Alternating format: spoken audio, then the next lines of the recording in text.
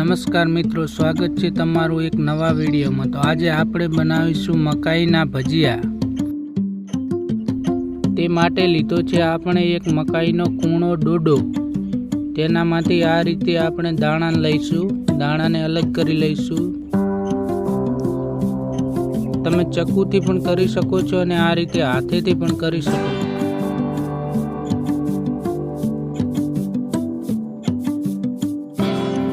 ચક્કુ વડે અડધા દાણા કપાઈ જાય છે અને આ રીતે હાથેથી લઈએ તો સરસ રીતે બધા જ દાણા છૂટા પડી જાય છે। થોડી વાર તો થાય જ છે। જોઈ લો તમે, આપણે 10 મિનિટની અંદર બધા જ ડોડાના દાણા અલગ કરી દીધા છે।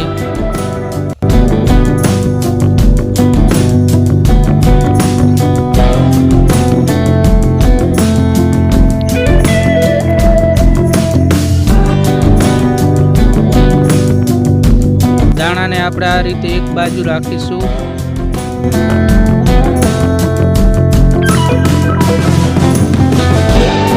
અને એક ડુંગળીને આપણે ઝીણી સમારીશું।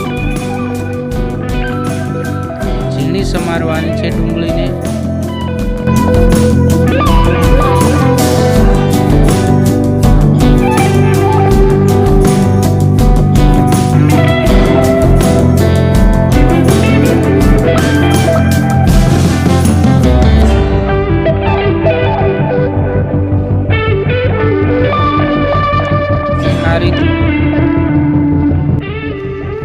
બે લીલા મરચાં લઈશું આપણે।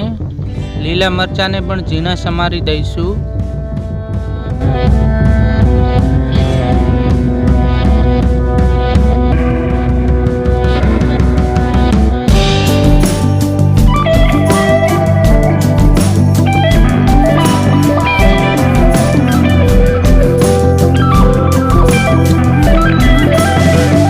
હવે આપણે લીલા ધાણા લઈશું।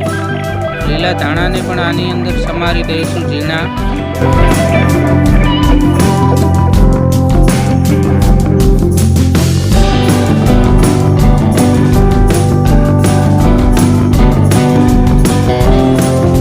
હવે મિત્રો, આપણે આમાંથી અડધા દાણાની પેસ્ટ બનાવી લઈશું। મકાઈના જે દાણા કાઢ્યા હતા તેમાંથી અડધા દાણા લઈશું મિક્સરના ડબ્બામાં અને તેની આપણે પેસ્ટ બનાવી દઈશું।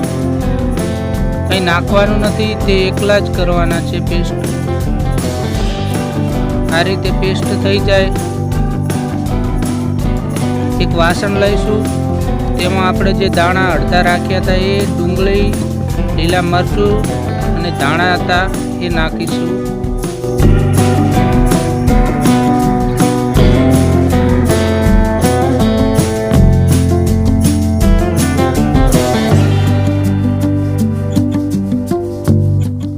તેમાં જે આપણે મિક્સરમાં પેસ્ટ બનાવી હતી, અડધા દાણા પીસ્યા હતા તે ઉમેરીશું।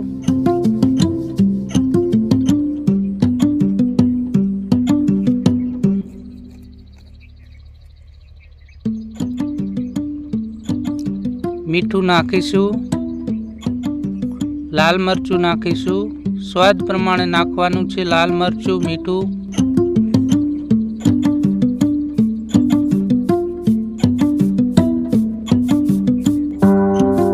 હળદર નાખીશું,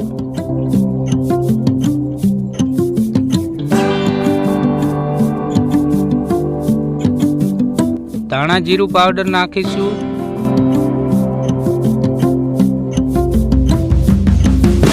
થોડાક સફેદ તલ નાખીશું,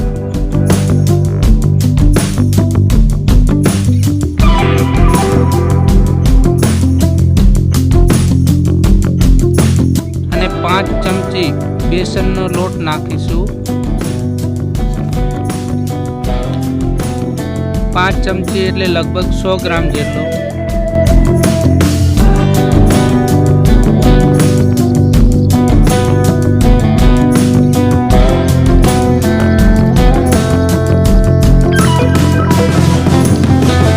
પાંચ ચમચી આપણે ચોખાનો લોટ ઉમેરીશું।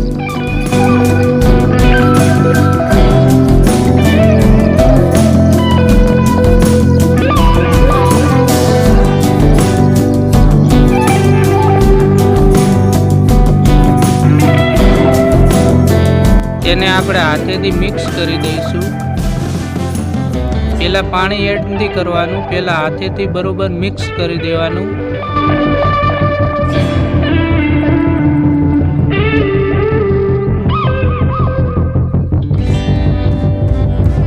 જોઈ લો તમે, આ રીતે સરસ રીતે મિક્સ કરવાનું છે.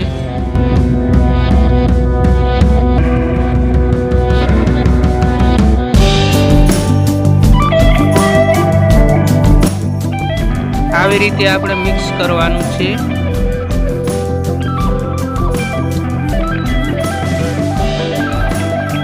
થોડું પાણી પણ તમે એડ કરી શકો છો.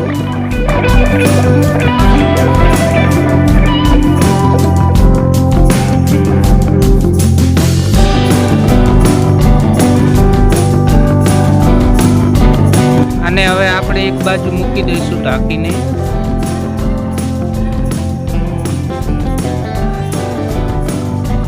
કઢાઈમાં તેલ ગરમ કરીશું અને તેમાં આપણે હવે ફ્રાય કરીશું, એટલે કે તળીશું.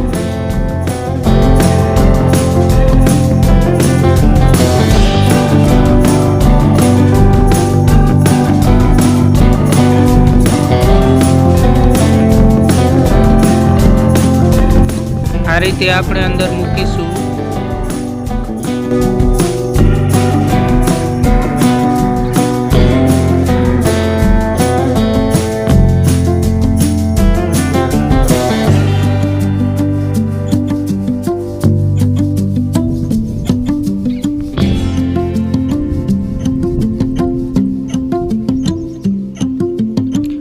આ રીતે 6 થી 7 ભજીયા આપણે મૂકીશું અને તેને હલાવીશું.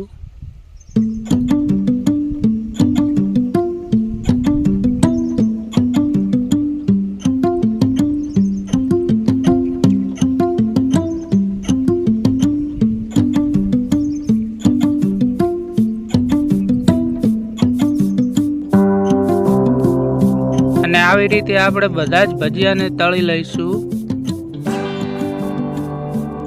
તળીને એક વાસણમાં અલગ મૂકી દઈશું.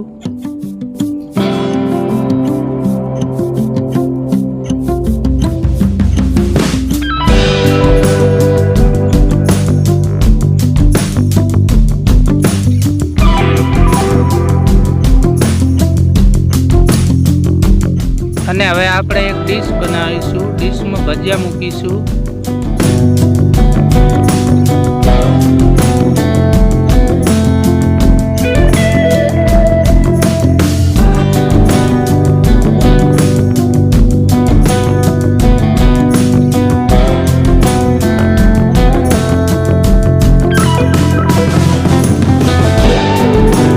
આ ભજીયાને તમે લીલા મરચાં, ડુંગળી, ચટણી બધામાં ખાઈ શકો છો.